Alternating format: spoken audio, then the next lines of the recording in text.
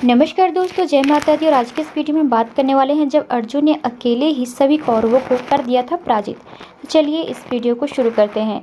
महाभारत के विराट पर्व में जब कीचक वध के बाद सुशर्मा और कौरव सेना ने मिलकर विराट नगर पर हमला कर उनकी गायें चुरा ली थी, उस समय युद्ध व्यूह में फंसकर जब विराट, नरेश और चारों पांडव सुशर्मा से युद्ध कर रहे थे, तब दूसरी ओर से कौरव सेना ने विराट नगर पर हमला कर दिया था। ऐसे में अर्जुन ने अपना बृहन्नला का रूप त्याग कर गांडीव उठाया और राजकुमार उत्तर को सारथी बनाकर अकेले ही कौरव सेना का सामना करने चल पड़े। अर्जुन ने कौरवों से धृत कीड़ा के अपमान का बदला लिया और एक एक करके अकेले ही सभी कौरव योद्धाओं को रणभूमि छोड़ने पर मजबूर कर दिया। अर्जुन का देवदत्त शंख रणभूमि में गूंज उठा। शंखनाद सुनकर दुर्योधन ने भीष्म पितामह से कहा, यह तो अर्जुन के देवदत्त शंख की ध्वनि है। अभी तो पांडवों का अज्ञातवास पूरा ही समाप्त नहीं हुआ है। अर्जुन सबके सामने आ गया है, इसलिए शर्त के अनुसार पांडवों को पुनः 12 वर्ष का वनवास और 1 वर्ष का अज्ञातवास करना होगा। दुर्योधन की बात सुनकर भीष्म पितामह ने कहा, दुर्योधन, पांडवों को कालगणना का ज्ञान है। अवधि पूरी किए बिना अर्जुन सामने नहीं आएगा।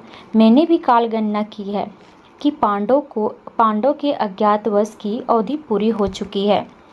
दुर्योधन ने कहा, अगर अर्जुन युद्ध में आ ही गया है तो हमें व्यूह रचना कर लेनी चाहिए।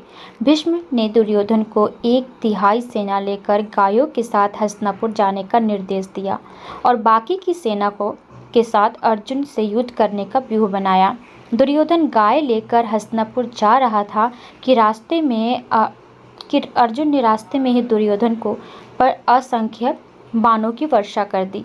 अर्जुन के बाणों की वर्षा से दुर्योधन के सैनिक भागने लगे और सारी गायें भी विराट नगर की ओर लौटने लगी। दुर्योधन को शत विषित देखकर कर्ण, द्रोण, भीष्म आदि सभी कौरव वीर उसकी ओर दौड़ पड़े।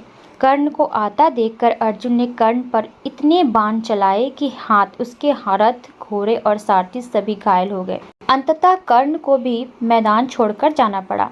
कर्ण के युद्ध भूमि से जाते ही भीष्म और द्रोण एक साथ अर्जुन से युद्ध करने लगे, लेकिन अर्जुन अपने बाणों के प्रहार से उनके बाणों के टुकड़े टुकड़े कर देता था। आज अर्जुन के गांडीव के प्रभाव का सामना कोई भी कौरव वीर नहीं कर पा रहा था। एक एक करके सभी कौरव योद्धा मैदान छोड़कर जाने पर मजबूर हुए। कौरव को इस प्रकार भूमि से जाता देख अर्जुन और राजकुमार उत्तर ने विजय शंख बजा दिया। तो उम्मीद करती हूँ कि आज की वीडियो आप सबको पसंद आई होगी। तो चलिए मिलते हैं आपसे अगली वीडियो में, तब तक के लिए आज्ञा दीजिए। धन्यवाद। राधे कृष्णा।